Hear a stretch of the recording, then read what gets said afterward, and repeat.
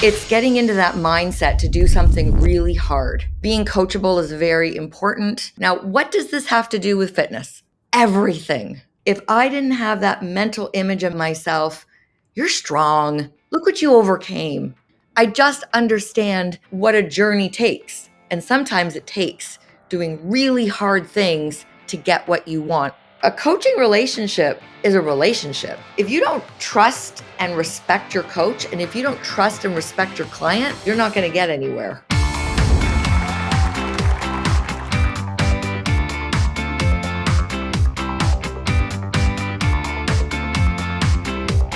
Welcome to another exciting episode of the podcast, The Thought Leader Revolution. I'm your host, Nikki Ballou. And boy, do we have an exciting guest lined up for you today. Today's guest is another one of the incredible rock star team of my GOAT mentor, Amber the Hammer Camera. She is the person who helps make their most powerful and fastest growing company soar. I am speaking, of course, of none other than the one, the only, the legendary Debra Basch. Welcome to the show, Debra. Well, thank you. Wow, that is the best intro I have ever gotten in my life. I'm glad to hear that. That makes me feel good. So I wish that I had known you when I was a prof. I would have had you go in and stare down hundreds of 20-year-olds and tell them that, because there's nothing scarier than looking at hundreds of 20-year-olds when you're in your 40s and 50s. You're like, oh God, please don't let me screw up. Please don't let me forget a word. That's awesome, Debra. I love it. That's awesome. So listen, welcome. Really great to have you here. Thank you. As you know, I'm a massive fan of Amber's. My collaboration with him has resulted in me dropping 58 pounds initially. And then after that, I decided, you know what, I want to have my body look symmetrical because my legs were bigger than my upper body. And we have gone on a new journey together to do a competition. And to do that, I've had to gain weight. So I've kind of gained like 18, 19 of that back so far. And I've been told that there's going to be a period where I'm going to be eating a lot less because, man, he tripled my food. So there are days when I'm just like, oh, my God, I have to eat more. I can't believe I got to eat more. Yeah. How do you feel about gaining the weight? Like when you see that you're gaining the weight, are you happy? Like, are you like, yes, this is working? Or do you have that little voice in the back of your head going, Nikki, you're going to get fat again, or like whatever? I don't have a voice that goes, you're going to get fat again. But as you know, gaining weight isn't all muscle. Like, unfortunately, there's a little bit, like my conditioning isn't what it was when I was down 58. So, right. But I also trust Amber and I trust the process. I understand that this is going to happen. So, you know, my waist's a little bigger. I got a little bit of a roll around my belly, but nothing like it was before. And I'm clear that, and, you know, we've talked about this, that, you know, by competition time, I want my waist to be smaller than it was when I was, 169 pounds. I want it to be like at 29, 30 inches, fully tight. And then I want to keep it that way. Like, this competition for me isn't, hey, I'm going to become a competitive bodybuilder going forward, because that's not my goal. But what I want to do is get myself into the best possible shape and then maintain it going forward. And if you do everything he says, you will, because that was my journey to meet Amber. I had the same issue. My lower half was bigger than my upper half. And so I started with Amber 5 years ago. I was 53, 54. Wow. And I won my first show with him. And I've been with him ever since. And I've competed nationally, I've competed internationally, but I'm not quite there yet. So I'm not giving up. And next year I'm going to be 60, and I just trust him. And I'm like, we're doing this. We are doing this. Love it. Love it. Love it. So that's a good segue into my first question, which is, tell us your backstory. How'd you get to be the great Debra Basch? Okay. Well, thank you. I've thought about this a lot, and not how did I get to be me, but how does a person go from being a fitness professional, a college professor, working on the gym floor as a trainer, to being a competitor? And we're not talking about my competitions at all right now. It's getting into that mindset to do something really hard. Yeah. And it takes grit. It takes the ability to be coached, because being coachable is very important. And it's something that I connected to how I survived my horrific start in life, which is going back to my childhood. From the outside, I was a very outgoing, gregarious kid. I did really well in school. I was a super athlete to the point where my parents had to make a decision. Does she do competitive figure skating or competitive gymnastics? They chose gymnastics, and I just took off. What people saw on the outside was in no way of what was going on in my home life. My mother had me at 16. Unfortunately for her, she was a very naive, young 15-year-old and got pregnant with me. My father is, considerably older than her, like 6.5 years, 7 years older, knew better than, but you'll see that this was a pattern. And she became very reliant on things like Valium to get through her day. I was about 5 years old when she had her first major, what they used to call nervous breakdown.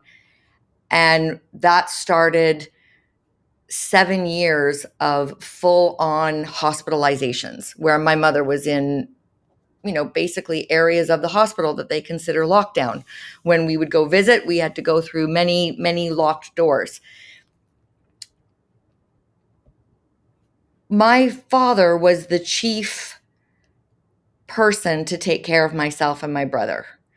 He is, by all accounts, and I have proof of this, a mental abuser, a physical abuser, an emotional abuser, and a sexual abuser.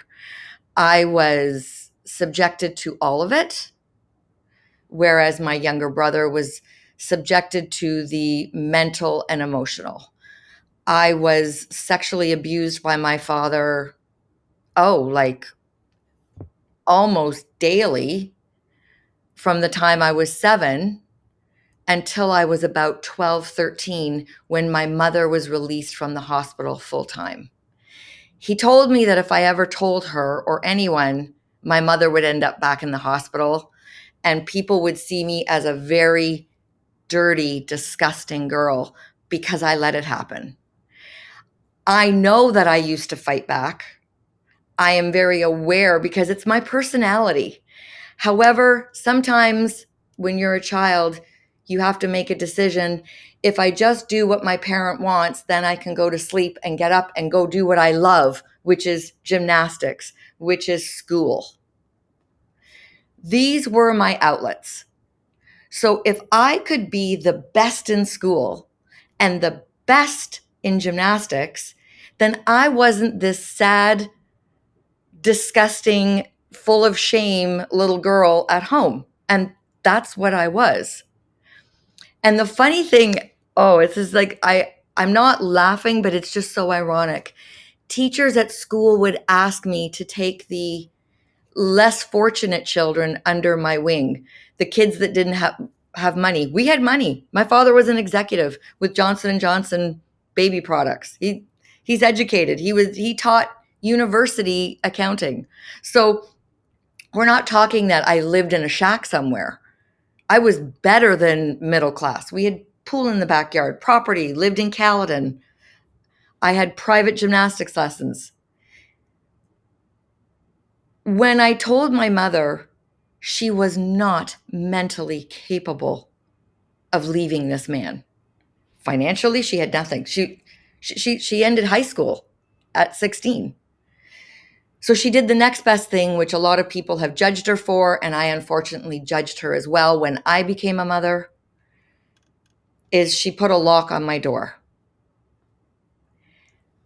Because he was so physically abusive to both her and I, he would still demand to drive me to gymnastics. Well, guess what? You can be abused in a car. So I'm painting the story that my life was horrific.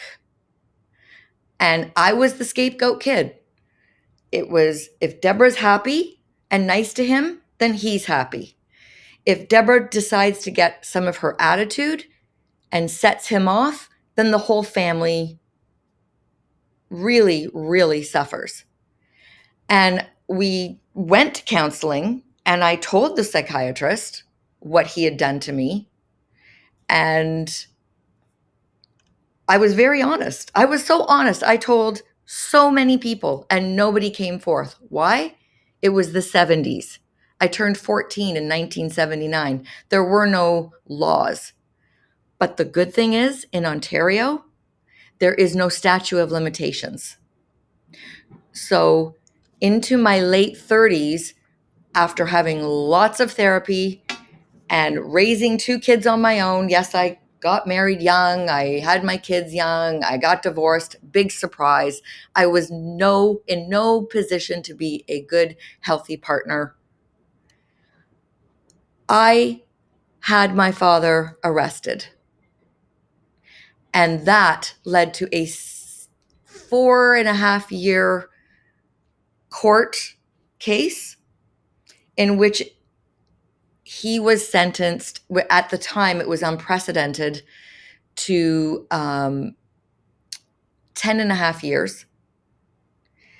He was found guilty on all accounts. There were many counts, except for one count of something that I don't even want to talk about it.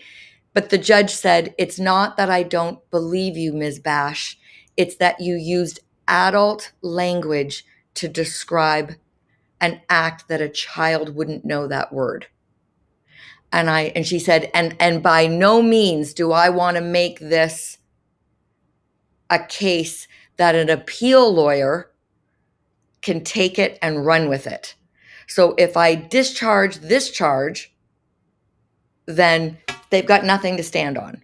And I was grateful for that. This was a woman that was looking into the future, saying, he is on the Registered Sexual Offenders Act page, whatever it's called. He's considered a dangerous person. He's a convicted pedophile. And I have gone to every victim impact hearing and given my statement to keep him in jail. He was released a few times, reoffended, shot back in. So much so that last January, I did it again and said to them, let's not make this about me and my horror. Let's make this about somebody else's child. Let's make this about the children that are trafficked with child pornography. This man, you found him with 30,000 images on his computer, and you're going to let him out into the world again. And the parole board said, I made a compelling story, a compelling case. I'm very believable. I am beyond respectful in the way I deliver it. So they're going to keep him in an extra 6 months, but they will be releasing him in May. So he was released in May 2023. Offside, I don't have a relationship with my brother because my brother made a choice to try and support our father. He believes me. He thinks it's sad what happened to me, but he wants a dad. It's very sad to me that my brother has a victim mindset at 54 and wants a relationship, being the father of a girl and a boy that are grown now, knowing that he could never leave his daughter in the room with him. He used to tell me that. My kids have never met my father, and that's the way it should be. So he took him into his life, his home. And I said, well, you can't have both of us. December 28th, this 2023, 2 police officers show up at my home to let me know that there's been a warrant, a Canada-wide warrant, because they can't find my father. He's reoffended, and he's going back to jail. So where I sit right now is I am about to write my 9th or 10th victim, and I hate the word. I want to call it my survivor impact statement to keep him there. Now, what does this have to do with fitness? Everything. Because if I didn't have fitness, if I didn't have that mental image of myself, you're strong. Look what you overcame. I forced myself to have natural childbirth, which I wouldn't do today because I was like, that pain, you've been through worse. You don't want the drugs. Go through it. That mindset. Now there could be people rolling their eyes going, "Oh, this woman is sick. Like she likes pain." No, I don't like pain. I just understand what a journey takes. And sometimes it takes doing really hard things to get what you want. I feel that I've been blessed with grit. I feel that I've been blessed with a good brain to discern between who's a good person in this world and who isn't. And I had no qualms whatsoever to going up to people that I saw as leaders, as number ones, and going, I want to be just like you. So I'm going to do everything you do so that I can glean from you the good stuff. I did that with my mother-in-law. I loved that she was a stay-at-home mom and baked, and nothing was too hard for her to do. I've done that with professors that taught me. I've done that with gymnastics coaches. I did that with Amber. Amber has, whew, Amber has fired me, yelled at me, called me, like, are you dumb? Like, what's wrong with you? Because don't cry, Debra. Do not cry. Do not show emotion right now. That doesn't mean Amber's bad. It's because Amber saw in me potential even beyond what other people have seen. So I am forever grateful to him because it's because of him that I can hear feedback now and not go backwards to that little girl, who was always looking for validation, always looking like, look at me, I can be good. You got to see the good in me. Amber's the reason why I can step on a stage at 58, like last year, in a sparkly bikini thong up my ass, knowing that I don't look like any of his pros and have confidence. I have confidence up to the eyeballs because Amber's taught me, like, that's what you have to do. If you want this, then you have to do this. And he's never steered me wrong. So that's what I bring to the table with the people that I work with. I'm not warm and fuzzy until I have to be. I would say the warm and fuzziest I am is with my children. My daughters did more for me than any $200 an hour therapy session because I got to see what young women are like when given safe environments to run around without their clothes on, or just be free, or just say whatever that was on their minds, or challenge me and not be afraid that they were going to get hurt for it. So I took great delight in raising my girls, and I took a lot from them and tell them, thank you for choosing me because you gave me so much. You gave me the capacity to love and to show love.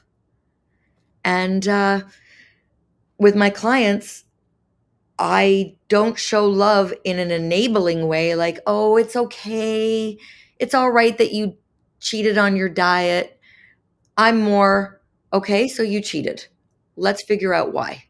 And it takes a certain person to hear Debra Basch feedback and not hear, who does this bitch think she is? Like, why is she talking down to me? If I was perfect, I wouldn't need her.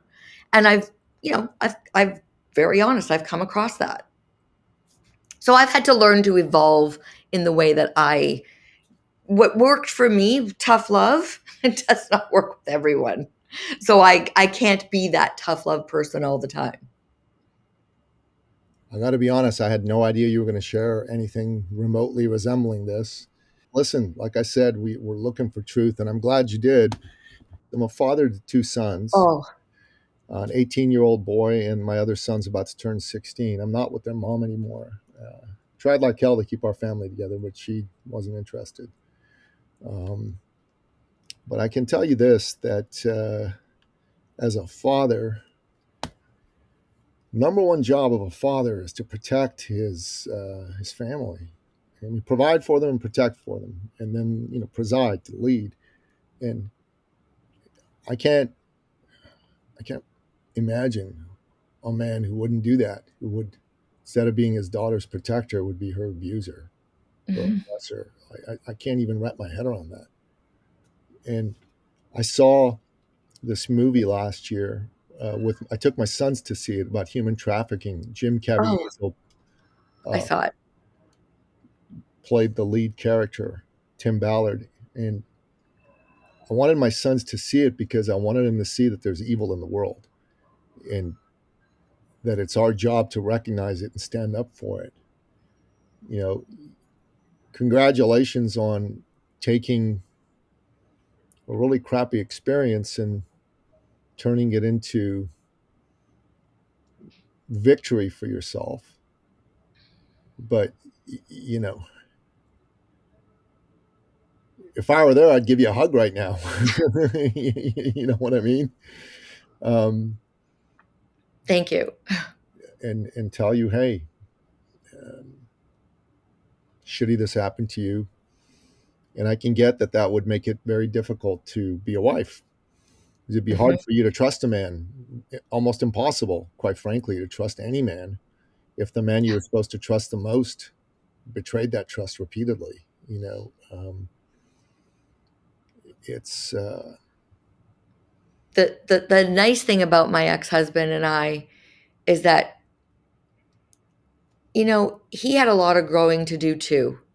I don't judge him anymore for the choices he made and what he did, because he was a crappy husband in that he he didn't fully understand what he was dealing with me, and that's not, he didn't try. We tried to go to counseling. He didn't want any part of it. He just wanted to be free, move to California, have his life. But he always made sure that the girls and I were financially okay. And he's always been well, that's his number one job, right? So he did his number right. And one he's job. been a protector. And the beauty of that is we have forged a very nice friendship.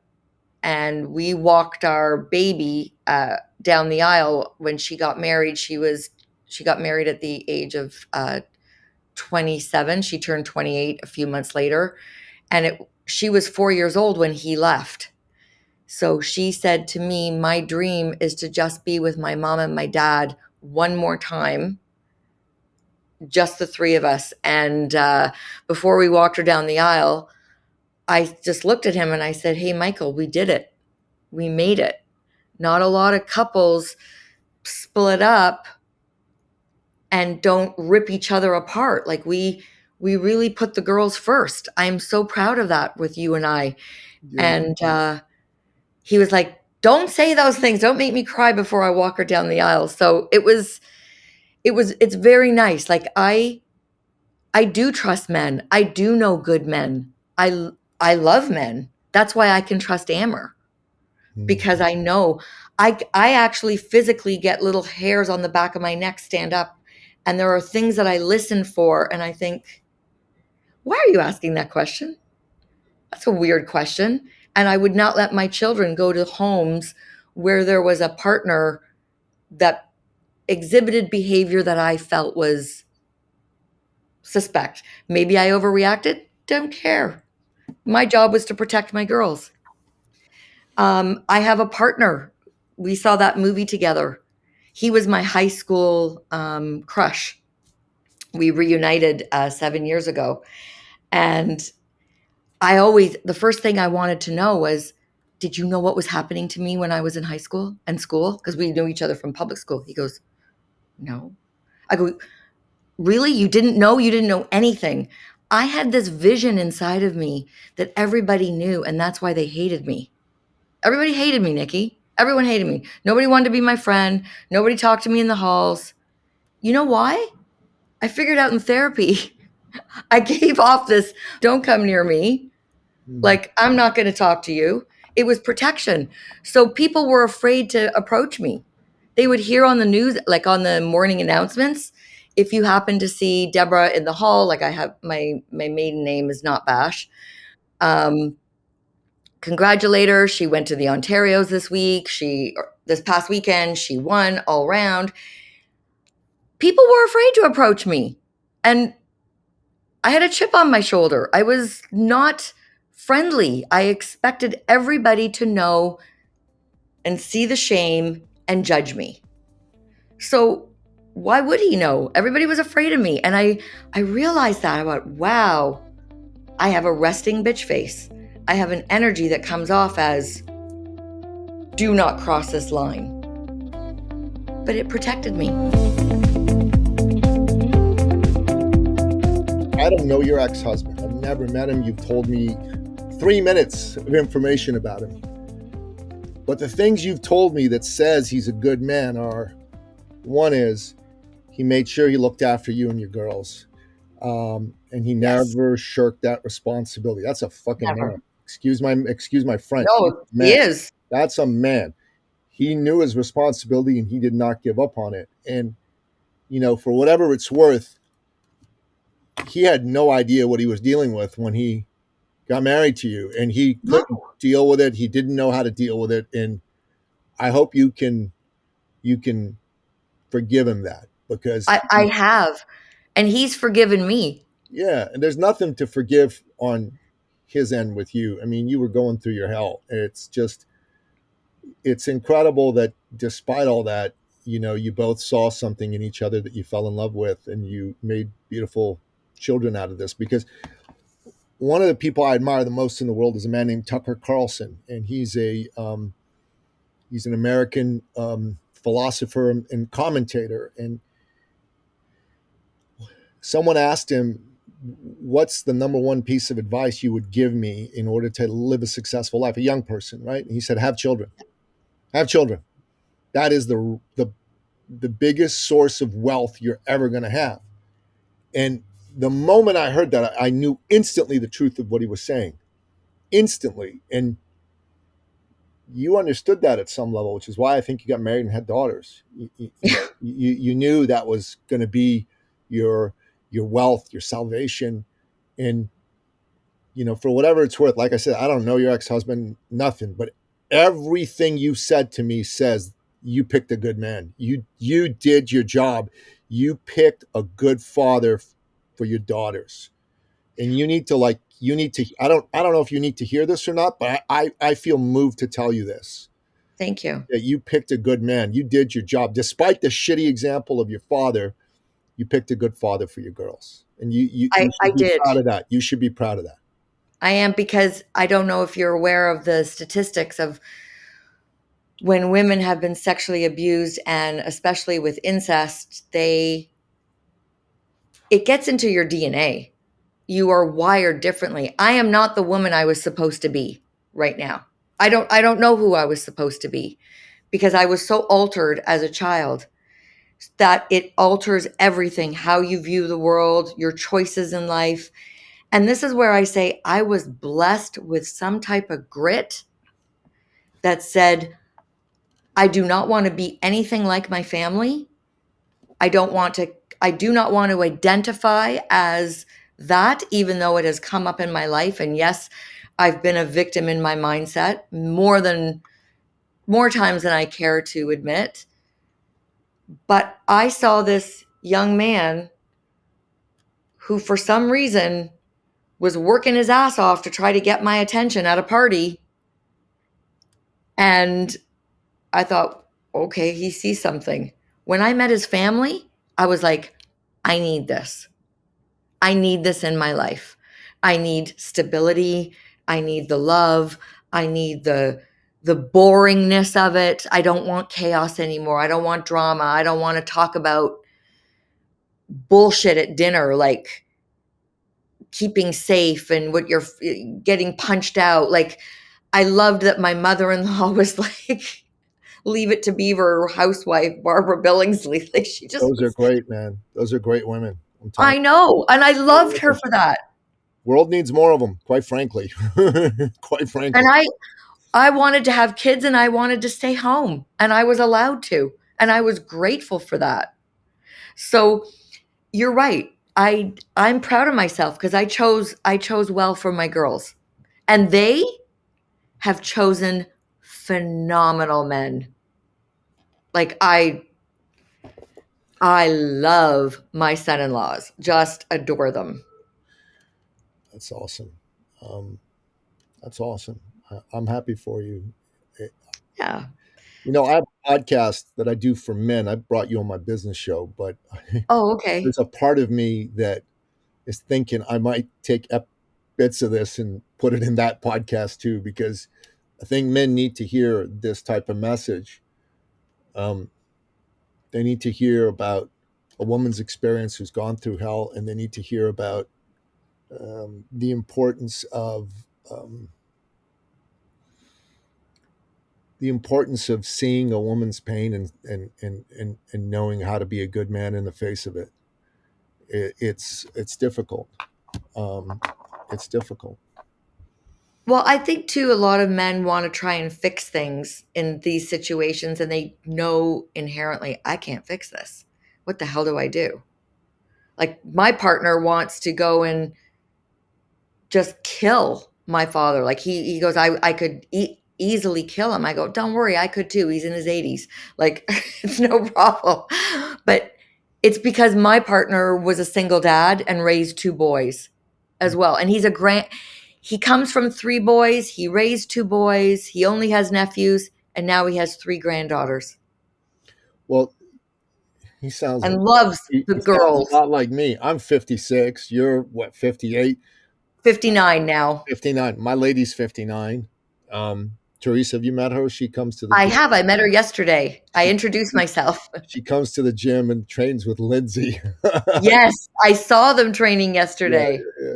She's great. Teresa's awesome. And so I come from three boys. There's three of us. I'm the eldest. I've got two sons. I've got in addition to that, I have three nephews and two nieces. Um, it's it's something. Deborah, you and I should break bread together. I'd enjoy that. I'd Yeah. enjoy that. I'd like to chat with you some more. There's things for me to learn from you in Okay. this regard. Anytime, I would love it. I'm going to make it happen. I'm just letting you know. I'm not one of these people that says we should do it and then we'll forget about it. I will reach out to you and make it happen. But Okay. this has been a mind blowing and wonderful podcast. But if you don't mind, let's um, let's have you answer my last question. Then I want to pivot in a different, more business and fitness like direction. Good. Yes. Because, but you know something? It's good because now everybody has that platform. When they hear what I'm saying, they'll go, okay, because this is what helped her get to where she needed to be. From victim to victor, baby. That's it. Right.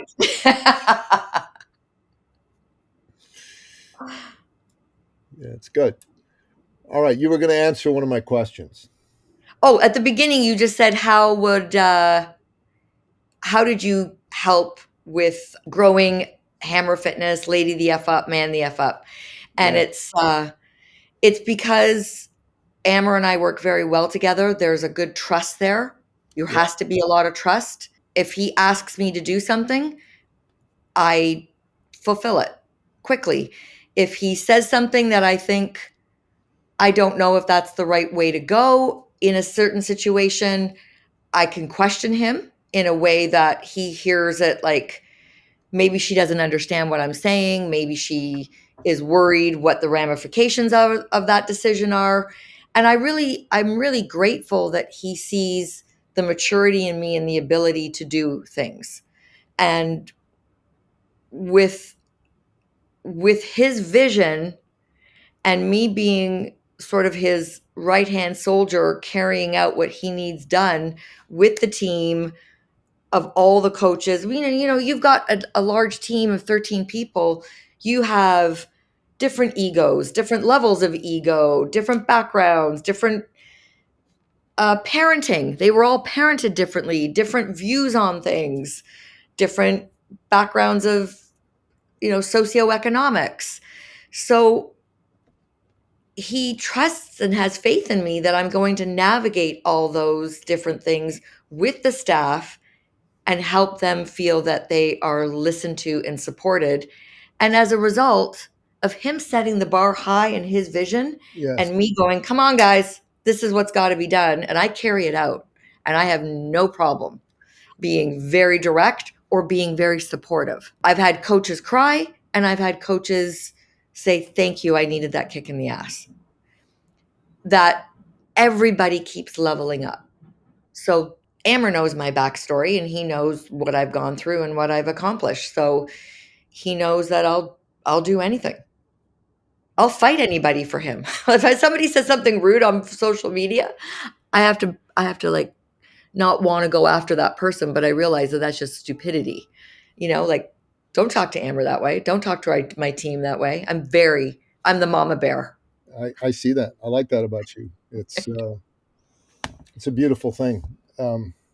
My Teresa, she works with me as well, and she's not she's not the mama bear like you, where she's direct and go hammering people, but she'll pull me aside and she'll say that this person's not good for us. Get rid of them.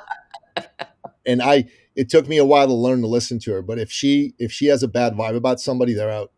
They're They're out. out.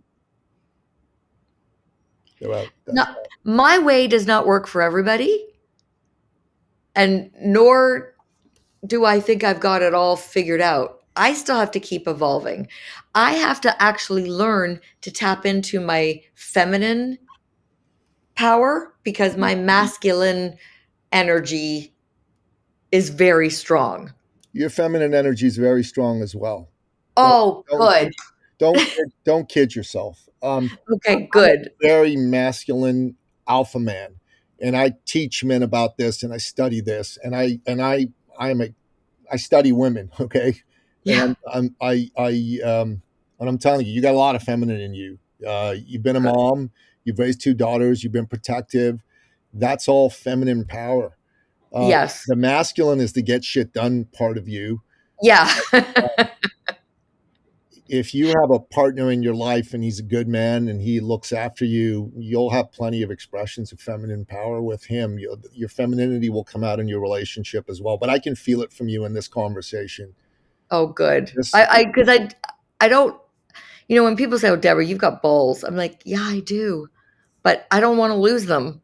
I just want to sometimes put them in a golden cage and put them on a shelf until I need them again. the way that you run the team for Amber is it's on a feminine power basis. The way you speak, you've got a lot of feminine energy in you as well. The fact that you're interested in looking good and pretty and beautiful by being on a body that's all feminine. So True. uh, look, I'm just telling you, I coach people on these issues, right? Yeah. Especially the men. I can spot the energy of a woman. You're more feminine than masculine. Don't worry about it. Okay, good. That's good. Yeah. And the masculine parts that you have, they're not overpowering your feminine, and you need them in your line of work. You need them, so I wouldn't get rid of them. Like I wouldn't even remotely consider getting rid of them. Just No, smile when you genuinely are happy, and I think you do, and you strike me I as do. someone who does, and show people and tell them what's great about them, because that's the beautiful power of the feminine. The feminine is able to uplift more than the masculine. As the masculine kicks ass, the feminine is the part that uplifts and energizes people and lets them know how they're cared for and loved and all that good stuff. Yeah, you're right. My team is very nice to me. They always go, "How old are you again?" They go, "You don't seem that old." And I said, "It's because I have such joy working with young people. I learn from you and I am not afraid to say, I don't know how to do this in technology. I don't know what that means. Help me here." And I'm always saying, "Magda, I need help with movie." I love your Magda, can you help me with this reel? videos, man. Like I'm like, how do you do those videos by yourself? Because my videos don't look nearly as good as hers. Oh, jeez. She magical Magda, because she gets those that, and she's like, oh sure, I can help you. You do. I go, but go slowly, because she'll go. "Dit, dit, dit, dit, dit, dit." I go, no, No. slowly, Okay. so Magic I can Martha. Yeah, absorb. there you go. All right. Yeah, I should tell you what. Eventually, I think I'll be interviewing all of you guys. So should interview her too at some point. So, um, so Deborah, this has been a great interview, and I'm going to have you back. We'll talk about other topics. Okay. In the interest of time and getting things done for you and for me and all that, I think we should move into the next phase of the interview, which is, if there's folks that are listening to this and they're interested in finding out about you specifically and Lady the F Up and the other wonderful programs that you and Amber and company offer, what is the best way for them to connect with you?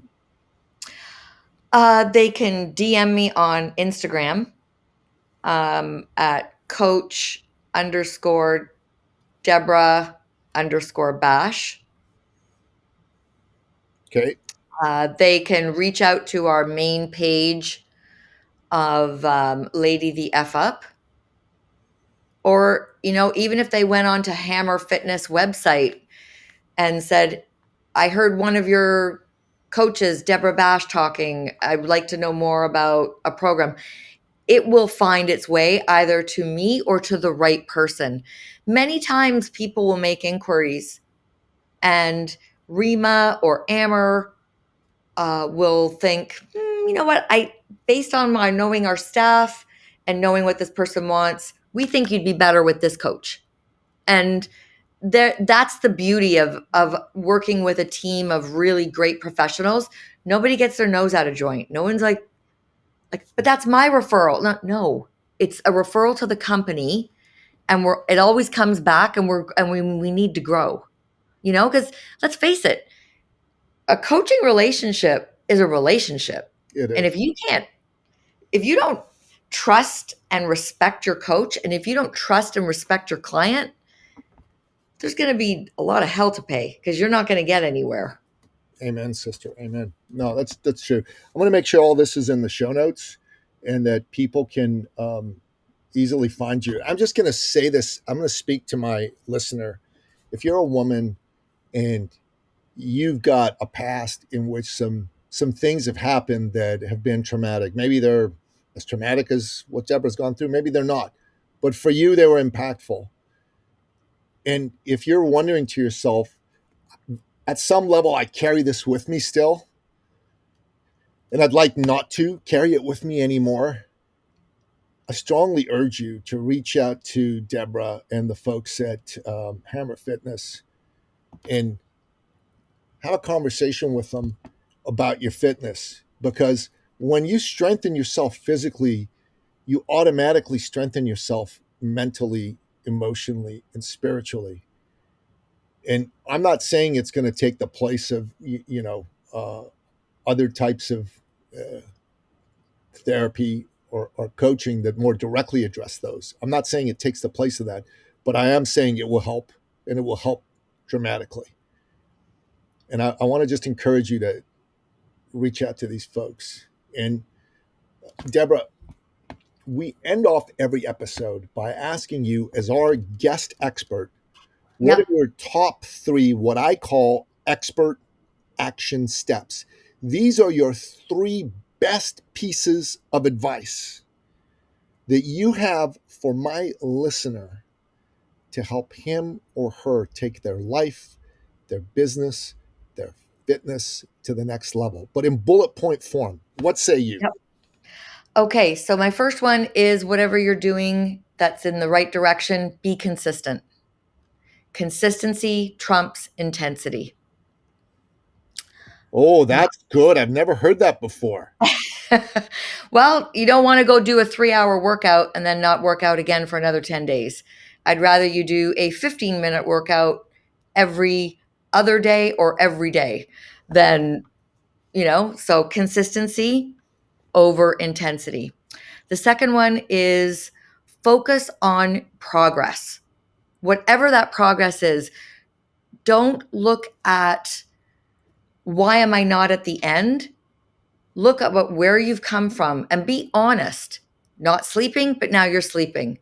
Weren't drinking water, now you're drinking water. Don't put faith and effort into one metric. Progress can be measured in multitude of ways. And that means going to number 3, be honest. Be honest. If you can't be honest to yourself, you will never, ever go to where you want to be. If you can't be honest to your coach, fine, whatever, you're wasting your money. But if you can't be honest to yourself, you're not going to achieve those goals.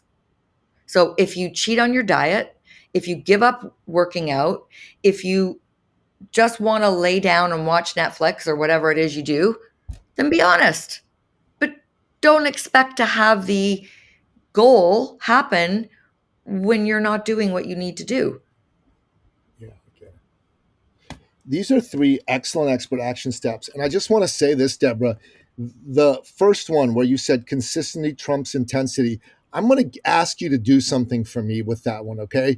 And it's going to help you too, but I want you to do this here. I want you to go on your Canva or something, and I want you to write that out, consistency trumps intensity, with some really cool graphics, and put your name, like it's a Debra Basch quote, because no one said this before that I've ever heard, and I listen for good quotes. And I want you to post that all over your social media.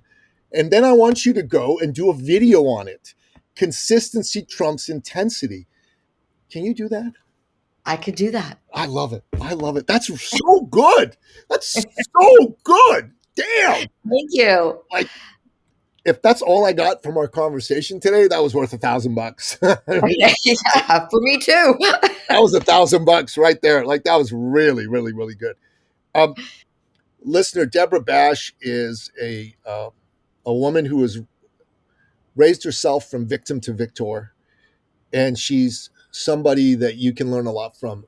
I recommend that you listen to this episode a couple of times, you take some notes, and let the raw honesty of her story wash over you, because it'll make you glad to be alive, and it'll make you glad that human beings like her exist.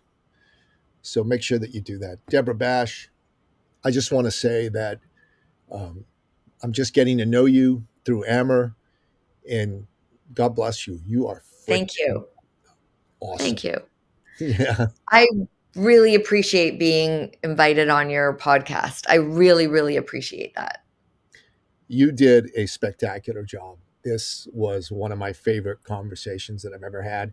I just want you to understand, I have done over 550 episodes of this podcast. I've done over 130 episodes of my other podcast. So I'm approaching 700 episodes where I've been the host. On top of that, I've been a guest on over 600 podcasts.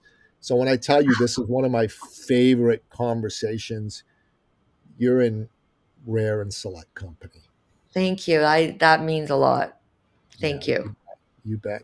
Absolutely. My pleasure. And I'm looking forward to having you back again real soon. And we're going to break some bread together and have some chats. I think I got a lot to do, and I want to build a good friendship with you. And maybe we can get your man and my lady. All of us should connect, and that's nice. Thank you. I would love that. And I think it's amazing when I meet someone in my age group that's with it and smart and full of life and energy. It's just it's a wonderful thing.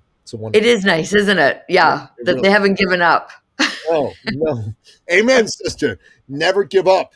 And consistency trumps intensity, man. That's just so good. I love that. I'm just going to be saying that all day today now. It's going to be in my head. That's great. Okay, thank you. And that wraps up another exciting episode of the podcast, The Thought Leader Revolution. To find out more about today's amazing guest, the one and only Debra Basch, go to the show notes at thethoughtleaderrevolution.com. And listen, take advantage of getting in touch with her. Go to Instagram, look her up. We're going to have her IG handle in there and communicate with her. This is a woman that's worth knowing, and you're going to learn a lot from interacting. Until next time, bye-bye. This episode has been brought to you by eCircleAcademy.com, the proven system to add 6 to 7 figures a year to your thought leader practice.